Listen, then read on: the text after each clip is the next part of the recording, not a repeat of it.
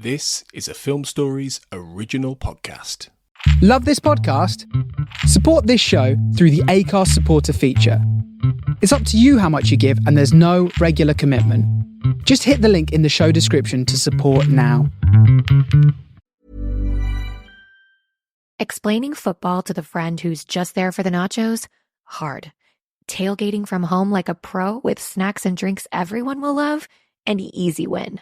And with Instacart helping deliver the snack time MVPs to your door, you're ready for the game in as fast as 30 minutes. So you never miss a play or lose your seat on the couch or have to go head-to-head for the last chicken wing.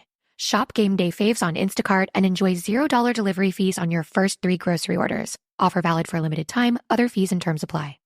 Ryan Reynolds here from Mint Mobile. With the price of just about everything going up during inflation, we thought we'd bring our prices down. So to help us, we brought in a reverse auctioneer, which is apparently a thing. Mint Mobile Unlimited Premium Wireless. How to get 30, 30, bit to get 30, bit to get 20, 20, 20, bit to get 20, 20, bit to get 15, 15, 15, 15, just $15 a month? Sold! Give it a try at mintmobile.com/switch. $45 upfront payment equivalent to $15 per month. New customers on first 3-month plan only. Taxes and fees extra. Speed slower above 40 gigabytes. See detail. Need a holiday gift that will keep her sparkling all year long? Blue Nile, the original online jeweler, has experts on hand 24/7 who can help you find the perfect piece. Beyond that, Blue Nile makes the gifting experience easier than ever, with guaranteed free shipping and returns, as well as a wide assortment of jewelry of the highest quality at the best price. Right now, get 30% off jewelry at BlueNile.com. That's BlueNile.com for 30% off. BlueNile.com.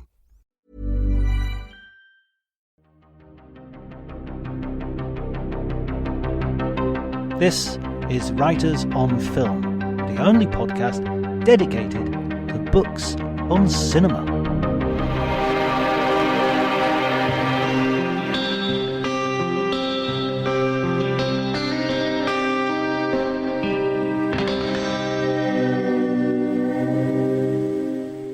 Hello everybody and welcome to Writers on Film. My name is John Bleasdale, I'm a writer and film critic, and today I'm delighted to be talking to Jez Conolly, the author of a book on John Carpenter's 1982 seminal science fiction horror The Thing.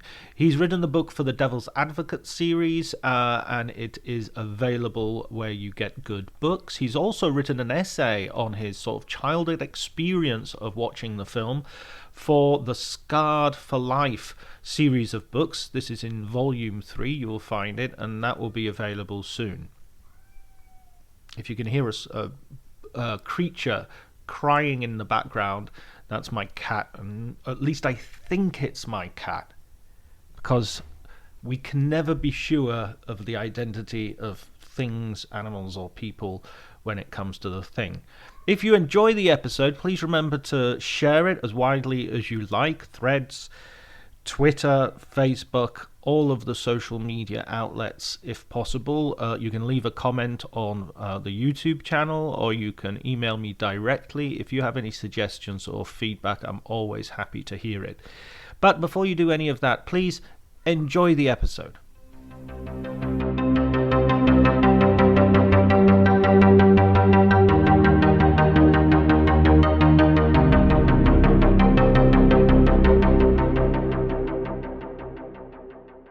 So I was legally not old enough to see it when I first saw it, as many young people weren't in the early 80s.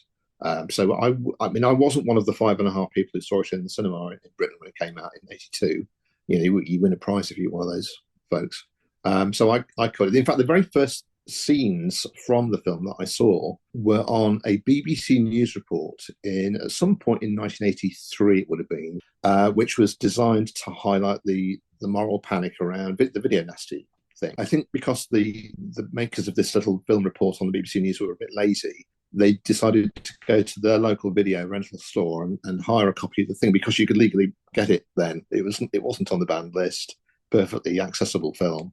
And then they filmed 2 adolescents, well, young boys really, sitting in front of the TV, feeding this tape into their Ferguson Video Star top loader, massive piece of kit under their telly, and then you saw on the screen the opening titles of The Thing here, with these 2 young gentlemen sitting in front of it, to highlight the fact that young kids were being scrambled by these terrible films. And as a result of me seeing that film, I went across the road to my own video rental store and rented the film out. So thanks BBC News for putting me onto that film.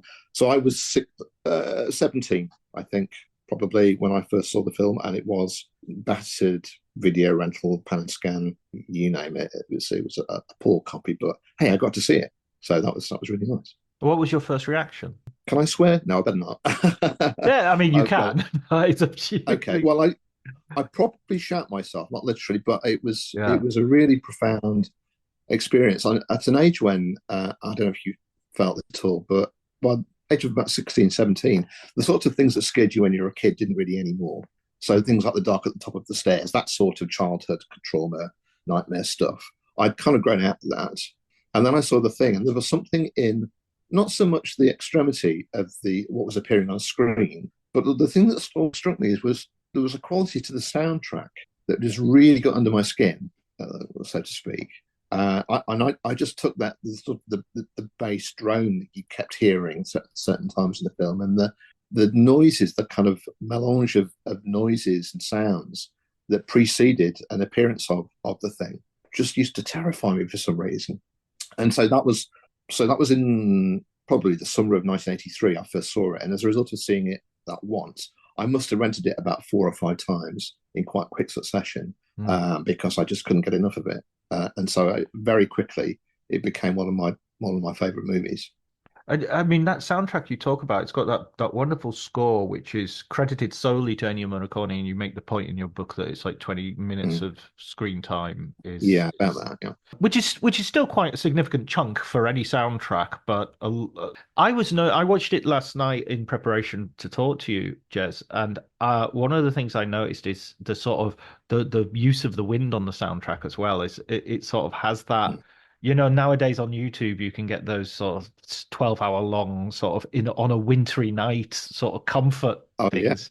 Yeah. There's an element of that goes against the horror, but you're always hearing that wind and the sense that you're isolated, and you know has a great effect. There is actually at least one, if not more than one, ASMR video on YouTube, so you can sit back and listen and relax to 8 hours of Outpost 31 wind sound effects, if you so choose. You know, if that turns you on. Well, I know what I'm doing with the rest of the day. There you go. That's Monday sorted, isn't it? And you mentioned the soundtrack in your book, and I think you have this great line for the bass that runs through it, that dump, dump, dump. And you talk about it being sort of like the shuffling gait of the thing itself. Yeah, I mean, some people have compared it to, have thought of it as a heartbeat of the thing. For me, it's more of a stride pattern. And actually, I think it lends a beat to the edit of the film to an extent.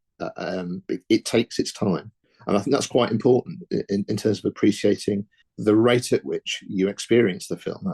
You know, that's that sort of speed that you at which you take it in. So I think it's that beat, be it a heartbeat or a stride pattern, I think is critical to the appreciation of the film.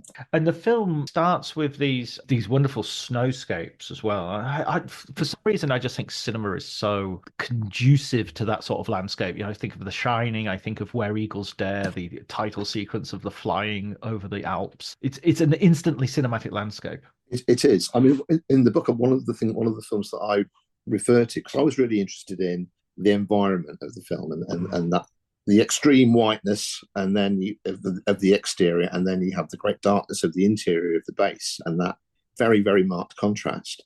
And I was thinking about, I'm guessing you've seen Dr. Zhivago, the bit where they go to the Winter Palace and they're riding through the snow, and then they go inside, and the interior of that is quite amazing as well. But there's something happens to the human eye, without getting too scientific, about the way that the eye works when it's. And another example would have been the Gold Rush Chaplain, where he goes into Mad Larson's cabin from having been outside in the snow, and something happens to the eye when it goes from extreme light to darkness. You often get these kind of ghost images. You probably, if you think back, you probably experienced it in various settings. Yeah. And that's interesting. So there's there's almost a lingering image that can happen when that happens in a movie. And I always got that with the thing when you're going from those snow scenes in the first instance to the interior settings of the base. There's a physical reaction almost that happens. And a lot of that is in the cutting. It goes straight into black, which fascinates me.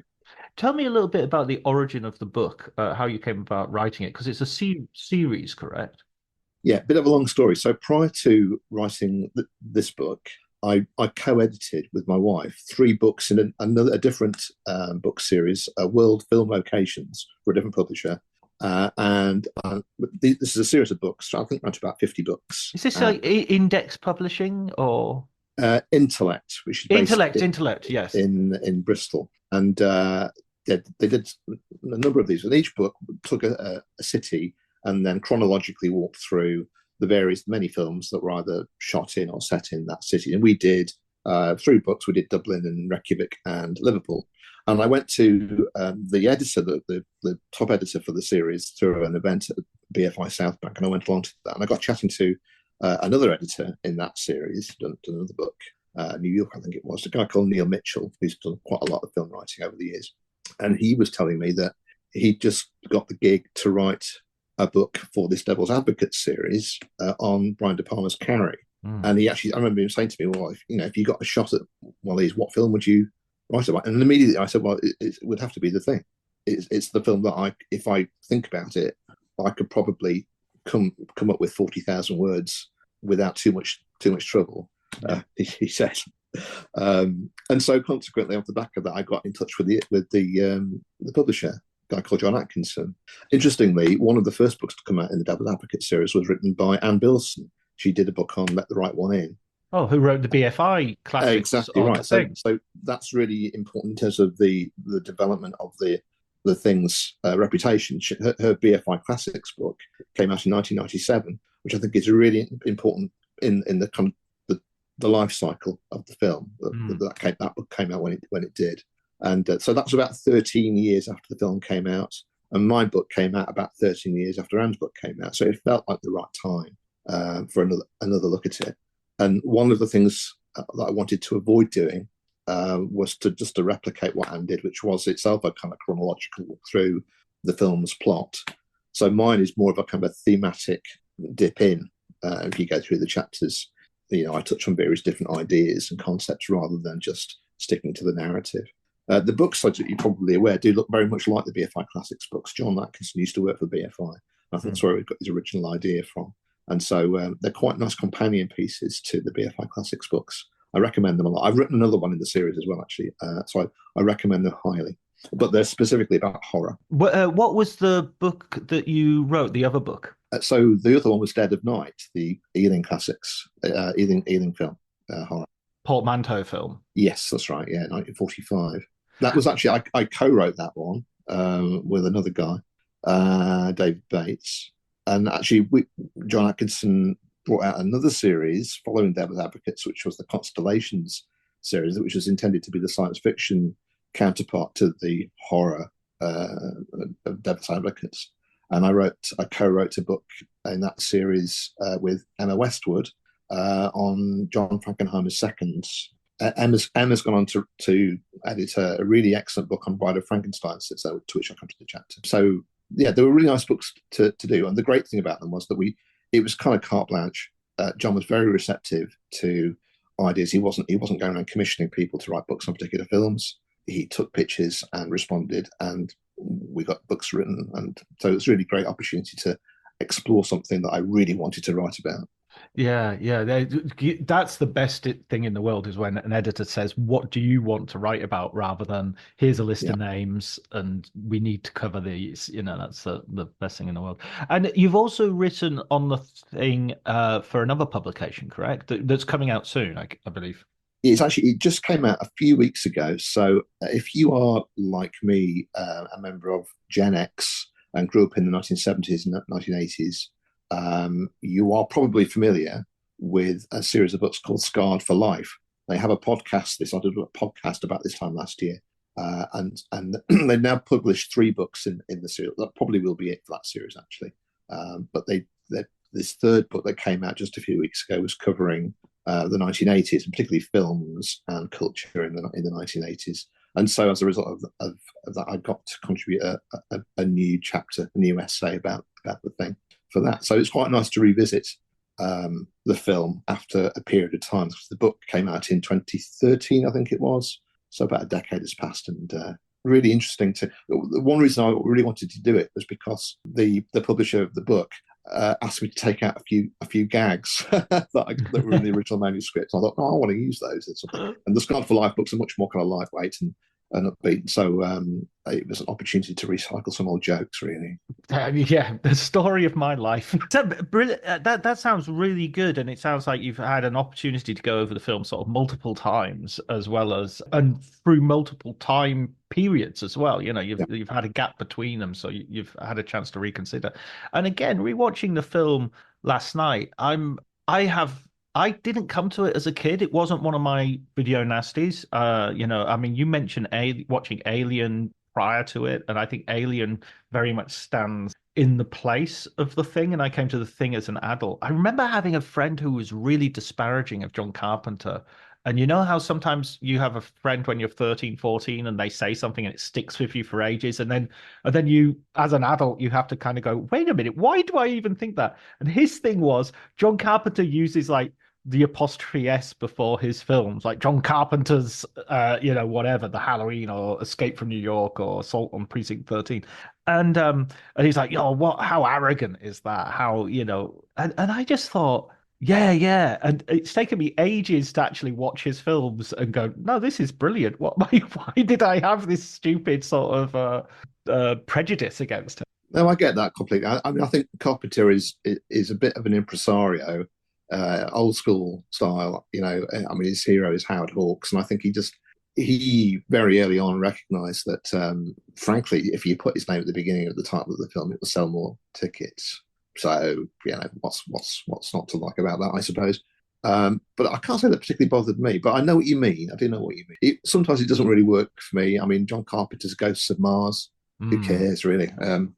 Anyway, but yeah, it does. But one thing I would say is that when you see his name appear at the beginning of the film, it rapidly disappears to show you just the word "the thing" on the screen. So it doesn't. That was a real childish sort of prejudice rather than any serious criticism, and it kind of irritates me that it blocked me from approaching his cinema earlier on. I've since watched pretty much everything, including Ghosts of Mars, unfortunately. And I'm much more appreciative. I think some of his films are, evidence of the best genre cinema / cinema of the period that he was working in at his best.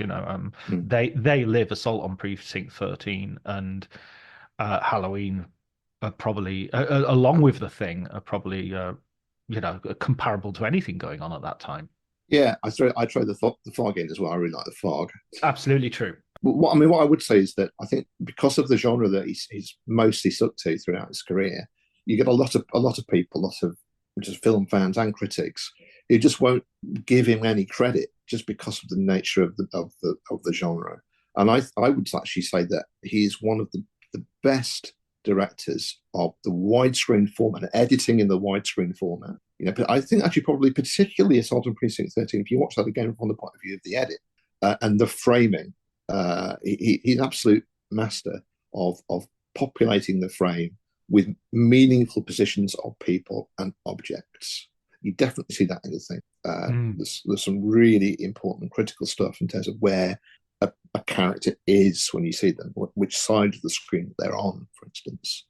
There's weight to that, I think, and I think he was absolutely brilliant at doing that. Well, he kind of has to do it to sort of get into the story and to move into the film a little bit. He kind of has to do it because for two reasons. One, it's an ensemble film, so he needs to present these characters, and he doesn't have time. He doesn't want to use dialogue to that. So you get a couple of that, like, turn the music down, and that sort of stuff. But really, he's got to do that visually. And the second thing is The second thing is The Thing. In that, we'll do that a lot today. It's fine. Is that where people are standing and what they're doing and where they're standing in relation to each other is gonna give you a clue as to who someone might or might not be, or a false clue, so that the paranoia will be ramped up. Absolutely. That ensemble, I think, is just so brilliantly cast. familiar faces to a lot of people, but not necessarily familiar names, which I think is a weird strength to the film. You've got this sense of familiarity. If you've watched TV throughout the 70s and early 80s, you would have recognised some of the actors in that, but not necessarily know what their names are. And that's an interesting quality to it, I think. Obviously, you would have recognised Kurt Russell, no doubt, but and so he's the obvious star in the movie. But one thing that I touch on in the book actually is going back to this arrangement of characters on the screen, and also tapping into the paranoia thing, which is runs through this film completely, is that you frequently see the characters formed in a sort of a semicircle. That I'll be watching a TV monitor or just stood around talking to each other. And I always get the sense when I watch it, even if I watch it now, actually, it never seems to kind of wear out this, that at any given moment, you're expecting one of the characters to kind of turn and break the fourth wall and look at you, look at me, and say, well, what do you think we should do? So you almost feel like, are you even like a crew member of part of this? You feel like you're part of it. And then you begin to think, and there's the next layer is, maybe I'm a thing. Right, it's getting a very interesting territory, and that I think comes from this arrangement of characters. You feel it because it's a very widescreen movie. You're looking at from left to right often in this film, and you take it, and you're feeling like you keep coming back almost to yourself in it. It's very strange. I love the way that not everyone is like properly introduced as well. You know, I was just mentioning that I think that's an intentional thing that you can't. Yeah, okay. Windows is the guy with the glasses. I wrote a tweet yesterday where I called somebody Niles because I'd got mixed up. There's someone called Noir and there's someone called Childs. So I sort of merged them into one in my own sort of Lovecraftian way. Very appropriate, very appropriate. There are lots of moments in which sort of somebody slips off. There's a lot of like, where was so-and-so when this happened? And where's so-and-so? And also they do that themselves. Like there are at least two scenes where they catch one of their own people from behind. You know, they attack them from two directions at the same time. Yeah. It's often also what you don't see in the film. So before you've had any transformations at all, there's a scene so that the men are off in their rooms, or they're not in the rec room. Basically, you've had some scenes in the medical bay and but they're away from that part of the base. And you can hear music playing in the distance. But then you have this a tracking shot going from medical through to rec room, and it's like a steady cam, almost Shining-esque, slow shot going through the doorway. And it kind of starts out at a kind of head height, human head height, and then sort of kind of goes down to maybe dog head height.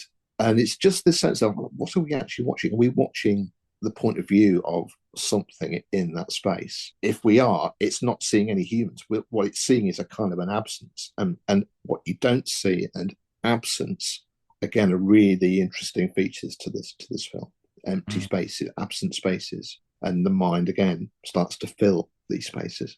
Yeah. And I mean, the one exception in terms of the introduction, you mentioned it earlier as well, is Kurt Russell, who, I mean, he was a star sort of with scare quotes around in the sense that he definitely built up a filmography at this point, but he hadn't yet broken into any sort of mainstream. I don't think he ever would, really. I think Kurt Russell has sort of accumulated his star status rather than broken through as such.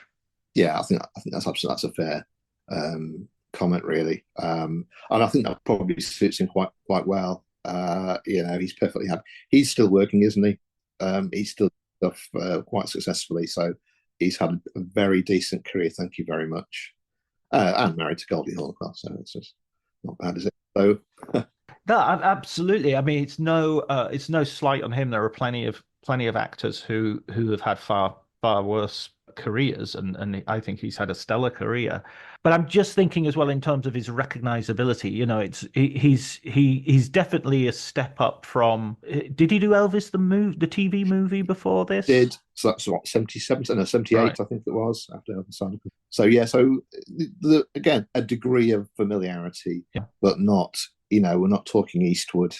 No, exactly. We're not talking Burt Reynolds. No, definitely second string, but suitable. And in fact, to be honest, if someone like Eastwood had been approached, he would have insisted on far more screen time, wouldn't he? So it wouldn't have worked. So an ideal casting for ensemble film, I think. And you get him introduced as sort of the lead character simply by dint of the fact he gets a sort of scene to himself playing computer chess. Yeah, so that sets him up as our sort of person to follow, and we often see him in subsequent scenes. The camera will approach him. Other characters will move beyond the frame there, and we'll focus in on Macready. But in so doing, we see him looking at the others. So you remember the scene where they bring in the thing that they found at the Norwegian base, and they uncover it in the medical room. The camera will go past all of the other crew members, and there's Macready there, and he's already starting to look at the other guys and thinking, how are they taking this? And then we are, as the viewer, we're thinking, how are we taking it? You know? So he's sort of us in the film. I noticed a moment in that scene, a detail last night, where the autopsy is going on, and Blair is giving some explanation of it, and he's poking the remains with like the rubber tip of his pencil, and then he puts the pencil in his mouth. Yeah. Well, yeah. I mean, the fan base will tell you, well, that's the point at which Blair was contaminated. That's when it happened. That's when it started. Maybe, who knows, really? But yeah, that is something that has been picked up on, absolutely. And it could just be the actor doing a bit of business, you know? Sure. It's not... Absolutely, yeah. Well, this is the great thing. I mean, I should say actually, when I did the book, the one thing that scared me the most was how it was going to be received by the fan base, because I was very well aware of just how fanatical the fans of the film are and can be in the best possible sense. And we're talking about guys here, by the way, who years after the film was completed and shot, some of them actually went to Stewart in Alaska, where the snowy scenes were shot, to look for pieces of the helicopter that was blown up. So someone out there has got a rotor blade in their possession. This is the level of fandom. So I was a bit worried how they would receive it. They've been fantastic, I hasten to add. They've been absolutely brilliant since the book came out. That rapidly became, I say rapidly, once the internet kicked in and fan culture started up in the late 90s, early 2000s, the pencil tip thing soon became a big talking point. There are many others in the film as well, but that was one of the early ones that cropped up, and people are thinking, I spotted where it all started, but I doubt it very much. I mean, that's kind of the somebody was responding to a tweet that I made and was saying, it's like a painting. You just enjoy looking at it. You don't have to come up with sort of theories and stuff. Yeah. But I think coming up with theories is kind of part of the fun as well. Absolutely is. And I have myself over the years. Absolutely. There's one interesting one. One of my favourites is how did the thing get to the blood supply? So, at a certain point in the film, when someone's come up with the idea of doing a blood test, they go to the refrigerator where the blood supply is kept, and someone's had a go at it, and the blood's everywhere. And what do we do now? And he thought, how did the thing, whoever the thing is or was at that point, get the key to get into the refrigerator and ruin the blood? Because it's apparent that Gary, played by Donald Moffat, is the only person with the key, and he occasionally lends it to Dr. Copper. And that casts a bit of doubt on Gary at that point in the film, which is quite interesting. But there's a scene, if you remember the bit where Bennings is assimilated, and Windows comes into the room and sees the slimy, slithery Bennings with a tentacle wrapped around him, and then runs out of the room. At that point, right on the cut, before it goes to the next scene, when Windows runs out, you can hear some keys drop on the floor. Watch it again. I think I noticed that as well. I think I heard it, but I didn't notice it. Yeah, if you watch that bit again, it's right on the cut, and it's like, okay, maybe that's what the point of it. Not to say that Windows picked it up, but somebody else, because the keys are on the ground, picked the keys up, got to the blood, blah blah blah. It could also be that the thing is very mechanically astute, and so could easily pick that lock, because I mean, downstairs he's making a flying saucer in the space of like however many hours he's had at his disposition. Yeah, a smart SOB, as Kurt refers to. Yeah. The paranoia in this film is sort of off the hook, and that's how you want it, really, isn't it? You want everything to be up there. I think it has to work though on a level of, you can't. I mean, I would argue that something like, say, Inception has a certain type of ambiguity, which is like a little bit of a trick, you know. And I think it looks ambiguous, but it isn't ambiguous, you know. Inception, it's a dream. It has to be a dream at the end. It's signaled by so many things that that's a dream. That just the fact that you don't see the top. This episode is brought to you by Progressive Insurance. Do you ever find yourself playing the budgeting game? Well, with the Name Your Price tool from Progressive, you can find options that fit your budget and potentially lower your bills. Try it at Progressive.com. Progressive Casualty Insurance Company and Affiliates. Price and coverage match limited by state law. Not available in all states. My dad works in B2B marketing. He came by my school for career day and said he was a big ROAS man. Then he told everyone how much he loved calculating his return on ad spend. My friends still laugh at me to this day.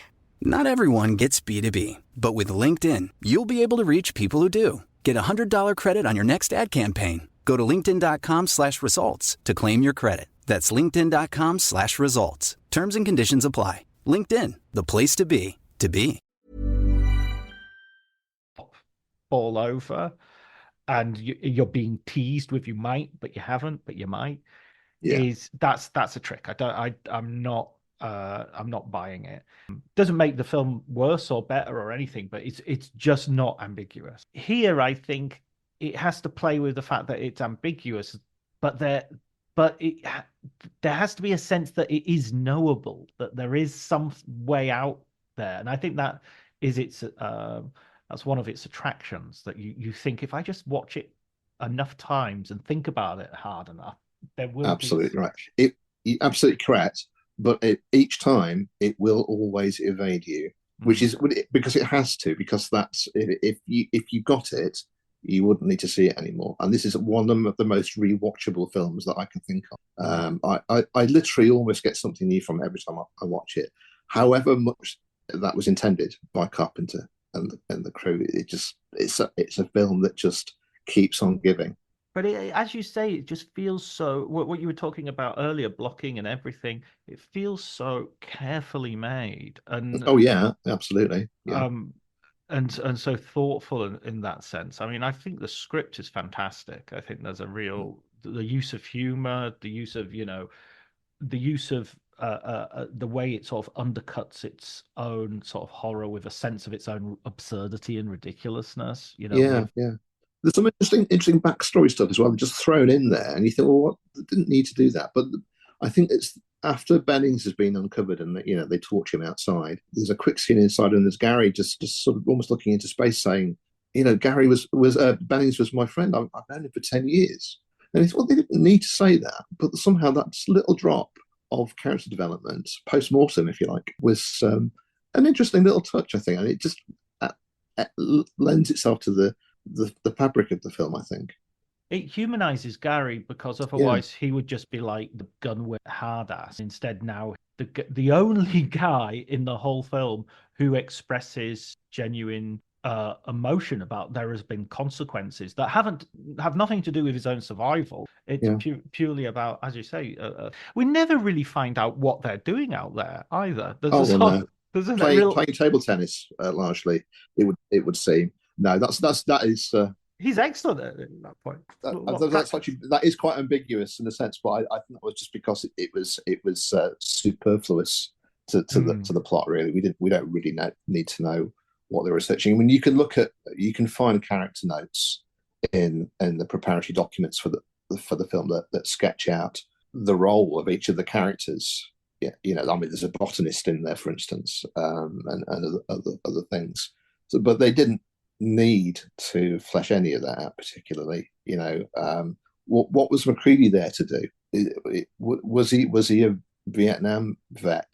Did he fly helicopters during that? What is he doing there? What are any of them doing there?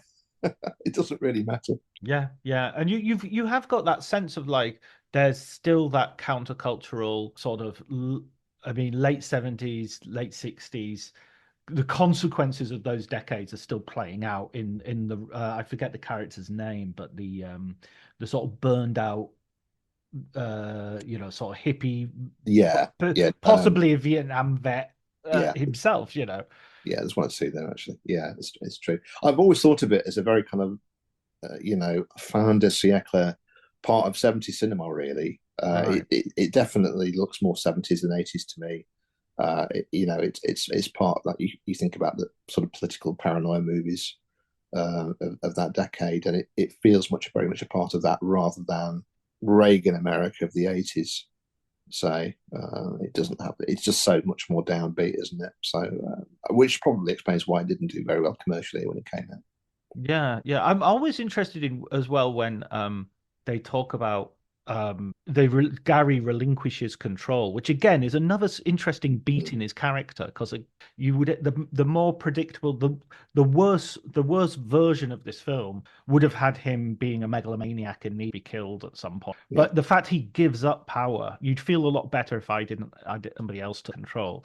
Child says, "Oh, I'll do it," and MacReady says, "Oh, I'm not having you doing it, you hothead." And there's nothing in the film so far to have justified such a sort of animus on the part of MacReady. I totally agree. At this point, mention of the handing over the gun, we could fall down a rabbit hole that I explore in the book about polar magnetism and metal objects, and how. Oh yeah, this is your Butterfingers theory. Yeah, so how a lot of the characters in the film struggle to keep hold of metallic objects. There is something in this from the point of view of the source material, the John Campbell Jr. novella who goes there, because that is also set at the South Pole, and a lot of the characters' names and their descriptions have metallic qualities to them. Some of that in the film, actually, you got Dr. Copper, for instance. But it's remarkable how frequently, when I came to one of my many re-watches of the film when I was writing the book, it's remarkable how frequent characters are seen to fumble or to drop some metallic or magnetic objects. I mean, just the thermite charge at the beginning when the helicopter blows up, the guy actually it flies out of his hand. Gary's gun, nobody wants to touch it. Who picks it up?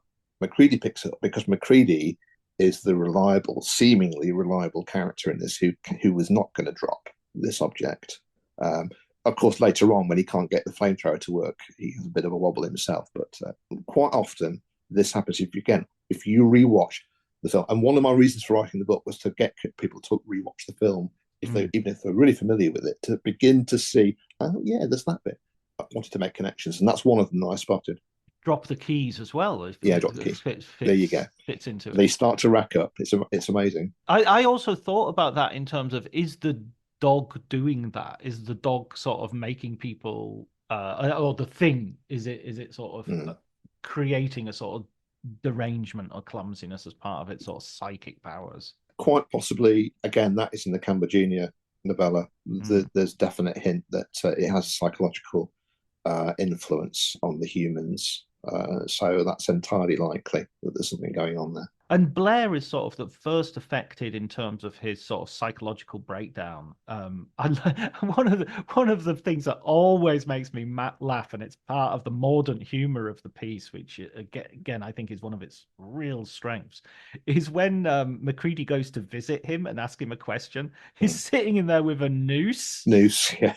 It's just like nobody mentions it. Nobody says, "Oh, he might hang himself. Let's get him out of there." And he's done it as just a joke. Well, it's a lovely little touch, and if you think that Blair is already infected at that point, and that actually is Blair is already the thing when he's in his little cell, he's gone. The thing has gone to the lengths of creating a noose to give the impression that Blair, the human, is considering killing himself if the thing kind of comes to get him, even though it's probably already got him. So yeah, the thing is wise. It knows what it's doing. And it also gives MacReady all the advice, don't shouldn't be eating. You should, it starts to lay down some rules. But again, if it's a thing, then these rules might just be nonsense. It might just be a distraction, which is a problem I have with my own theory, which I was very happy with last night. But in the cold light of day, I've begun to have doubts about. This is a common experience. Don't worry about it, John. This is a very common experience with this film. You think,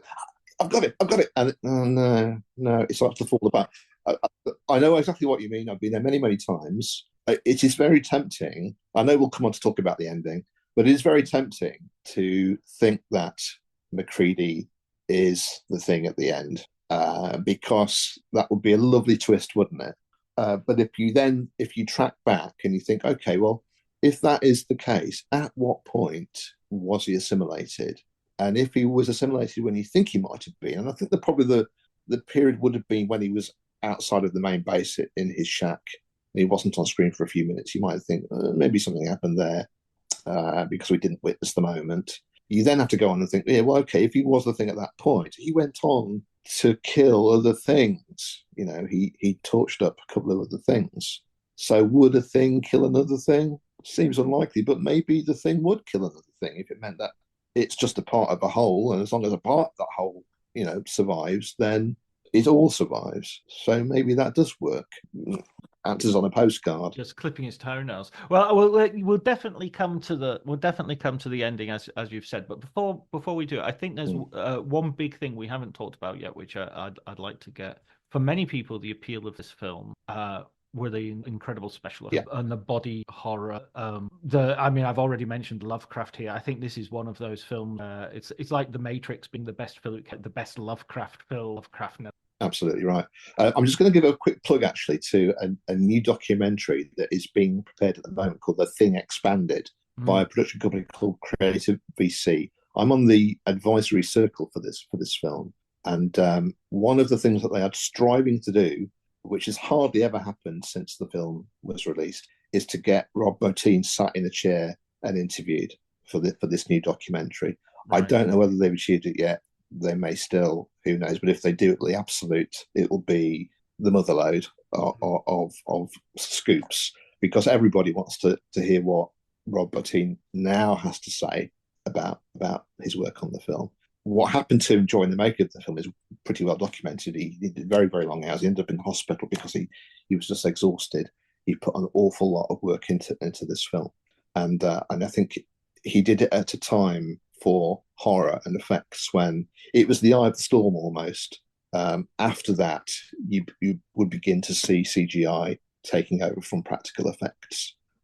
Before they weren't sophisticated enough. So it's a moment in time, I think, for effects cinema, and once seen, never forgotten.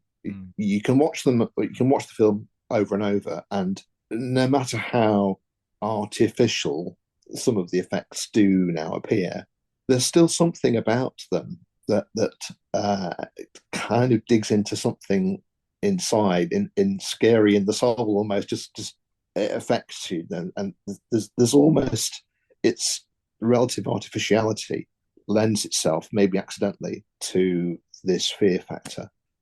So yeah, absolutely critical to the film's success and reputation. I mean, you mentioned at one point that at a certain point you started watching the effects and thinking, it's not what's happening to a human being, it's actually an alien metamorphosis. And as such, that also works in terms of the quality of the special effects, because you can say it doesn't matter that it doesn't look like a person anymore, because it's not a person. Yeah. You could think that is how a thing behaves, and it's a weird thing. Again, thinking back to my very first viewing of it, when you don't really appreciate all of that potential subtlety, you just think this is a person erupting and exploding everywhere, and that is human blood going everywhere. But then the more you think about the fact that it's just an alien entity, slightly eases this queasiness about the human body falling apart, because it's more like a plant. You see tendrils. And again, this is in the Cambledonian novel. It's quite a bit that suggests it's vegetable rather than animal. Which brings us to John Wyndham and Day of the Triffids. Absolutely. Yeah. So it's part of that background of vegetable horror. Is that a thing even? In fact, actually, in the Hawks film, Well, the Annihilation, the Alex Garland yeah, film. Yeah. completely. But in the Howard Hawks film, the 50s, the version of the thing from another world, somebody refers to it as an intellectual carrot. Yes. So it's definitely a strand. And so the more you watch the Carpenter film, the more you can choose to think that actually what you're watching is basically a plant of some description, coming apart at the seams. I'm also thinking of The Last of Us with its fungi.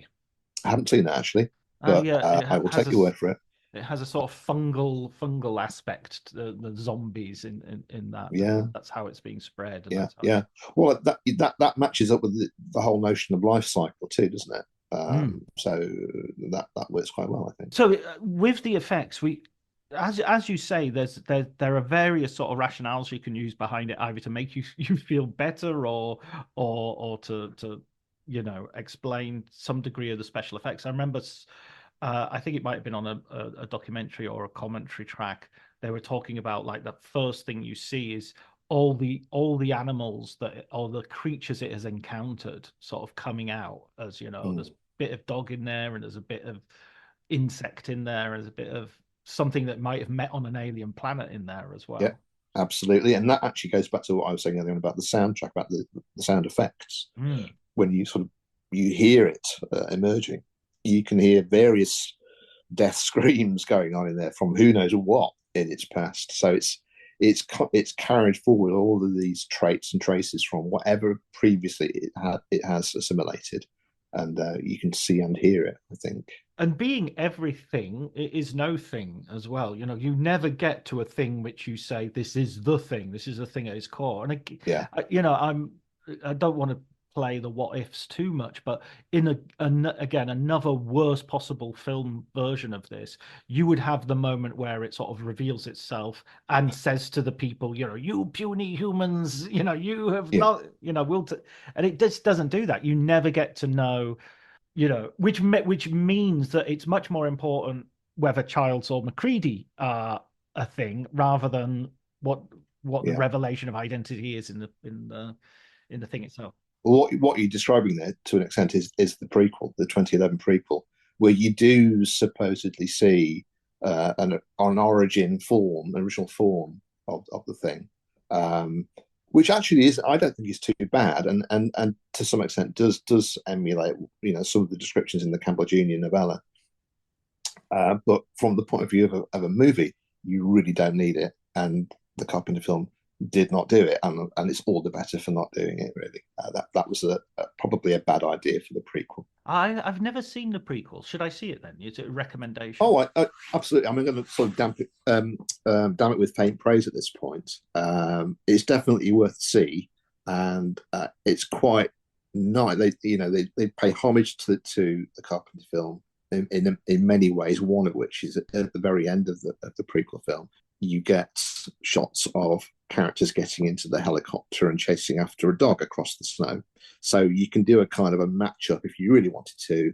You could watch the prequel and it would actually go straight into the 82 movie. There are other features. For instance, it picks up on the fact that the thing organism clearly cannot assimilate metal objects. So they find a character's fillings in the shower that have fallen out when that character was assimilated. Stuff like that, which are interesting little sort of side notes, but it's never going to be up there with the original, with the 82 film. Also being made in 2011, and despite the fact that they actually made a lot of practical on-set effects for the making of the film, the producers chose to use a lot of CGI instead, and it's never going to be as good. Yeah, I think CGI is so funny that it's so dated. It's dated much more quickly than, and I think there are so many films beyond the fantastic genre that have used CGI as a sort of cost-cutting thing of like, for instance, views outside of windows and outside of cars as they're driving along, which will date as badly as the sort of back projections you see in 1940s films.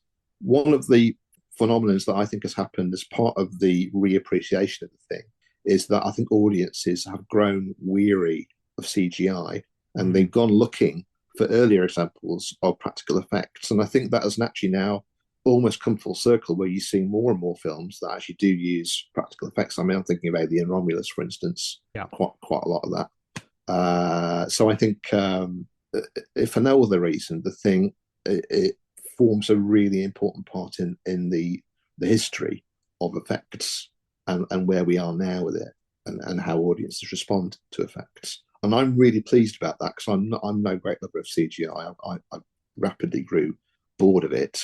So I'm always happy to see good examples of practical effects. Yeah, absolutely. To hear from myself as well. Let's move on to the ending then. I'll give you my theory and you can shoot it down. No, okay. It's already been shot down on threads on Twitter. So basically, I was thinking, okay, no, I get it. That last, my idea is that he hasn't been assimilated till that final explosion, because they talk about explosions and things of how bits of the blood can rush out. So you've got smithereens of Thing flying in all directions, and he's in close proximity. And because of the edit, and here there is a feeling that time has passed. It's not simply, immediately after the explosion. The fires are still raging, but it's not right after the explosion. It's down to child. At this point,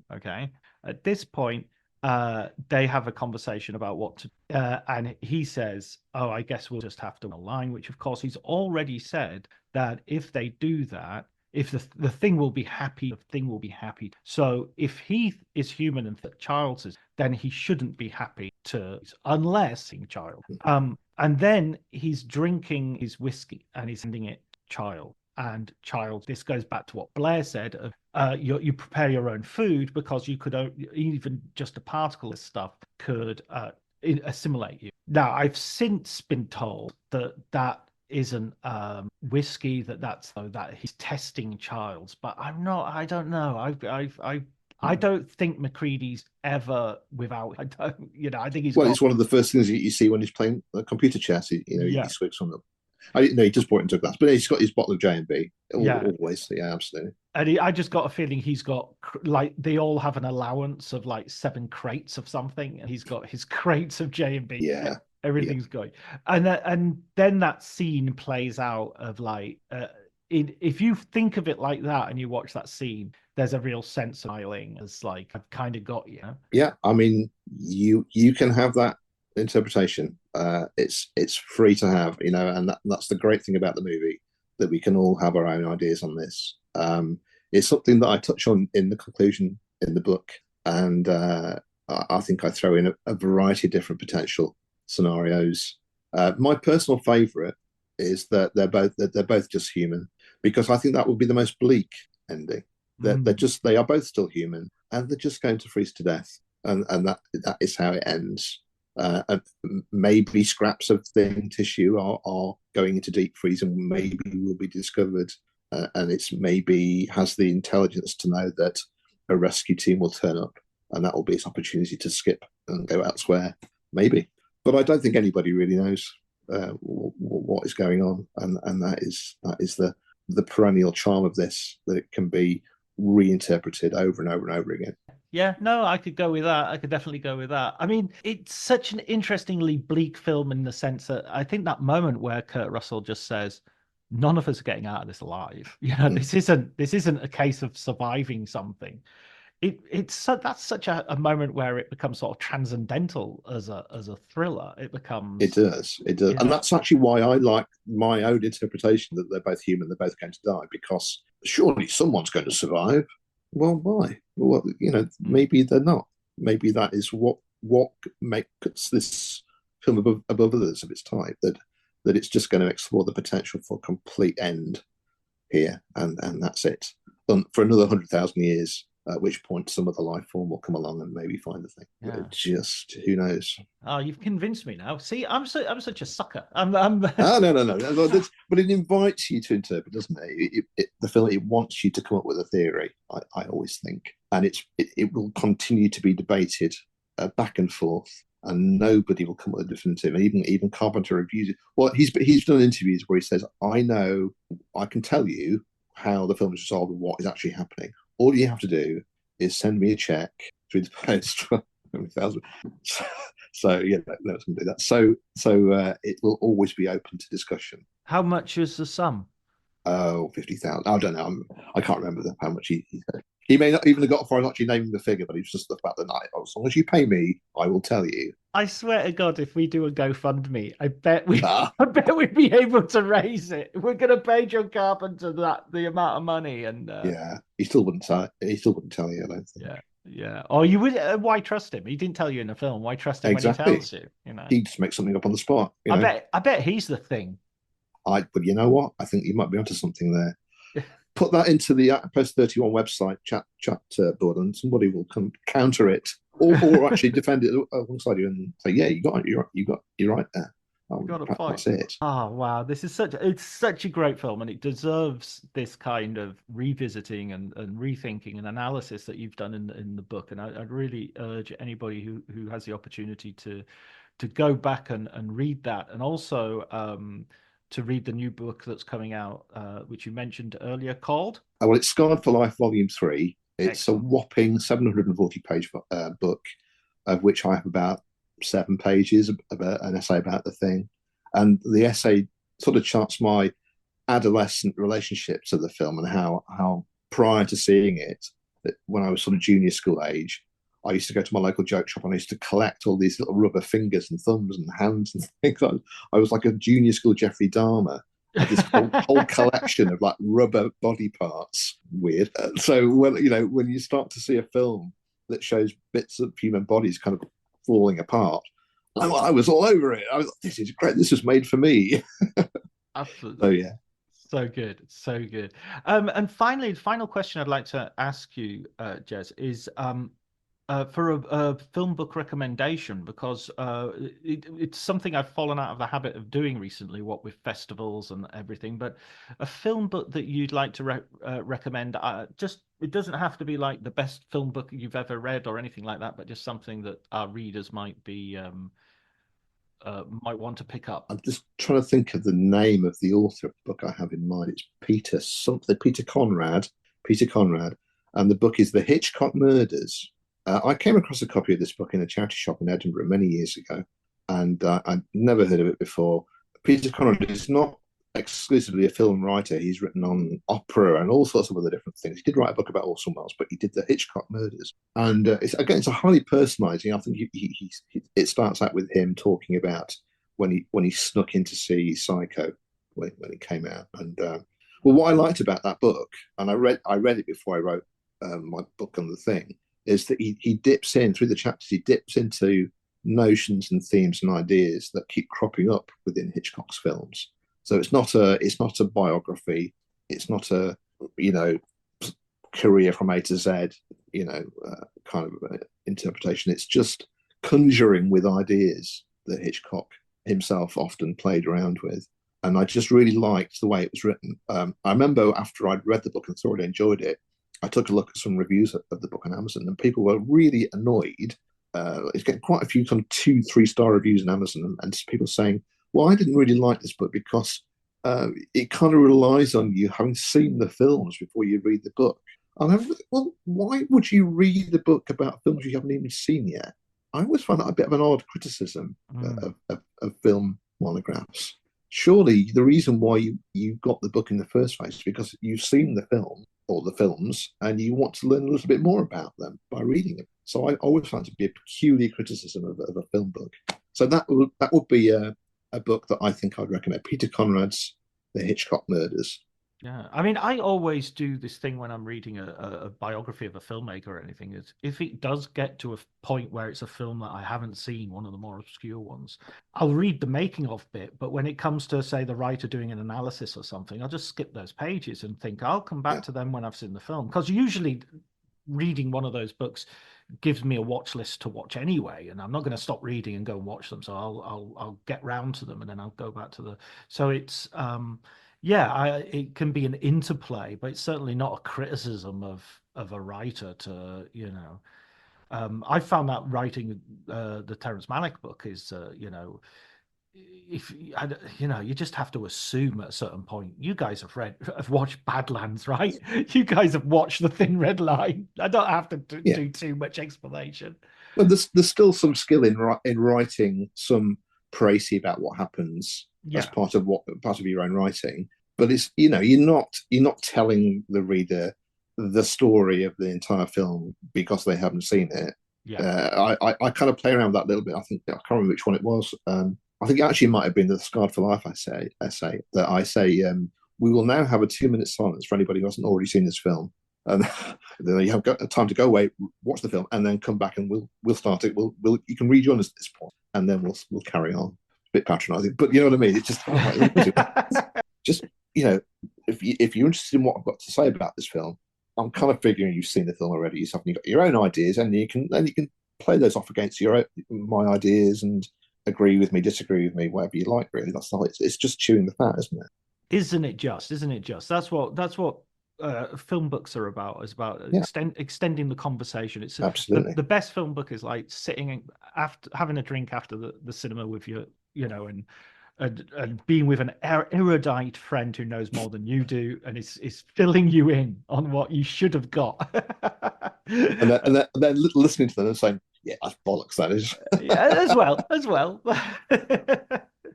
Listen, Jez, it's been lovely talking to you. It's been great to have an excuse to go back and finish and revisit this film that is already up there. What a wonderful year this 1982 was for cinema.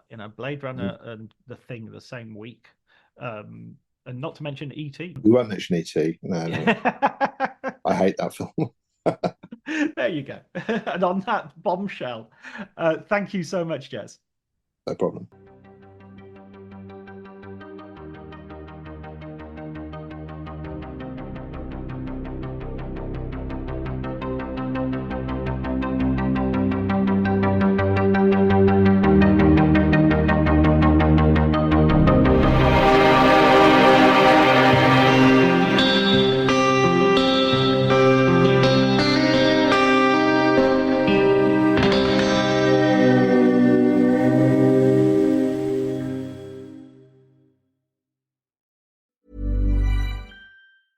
This episode is brought to you by Progressive Insurance.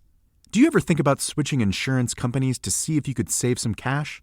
Progressive makes it easy to see if you could save when you bundle your home and auto policies. Try it at Progressive.com. Progressive Casualty Insurance Company and Affiliates. Potential savings will vary, not available in all states. My dad works in B2B marketing. He came by my school for career day and said he was a big ROAS man. Then he told everyone how much he loved calculating his return on ad spend. My friends still laugh at me to this day. Not everyone gets B2B, but with LinkedIn, you'll be able to reach people who do. Get $100 credit on your next ad campaign. Go to linkedin.com/results to claim your credit. That's linkedin.com/results. Terms and conditions apply. LinkedIn, the place to be, to be. What makes a great pair of glasses? At Warby Parker, it's all the invisible extras without the extra cost. Their designer quality frames start at $95, including prescription lenses, plus scratch-resistant, smudge-resistant, and anti-reflective coatings, and UV protection, and free adjustments for life. To find your next pair of glasses, sunglasses, or contact lenses, or to find the Warby Parker store nearest you, head over to warbyparker.com. That's warbyparker.com.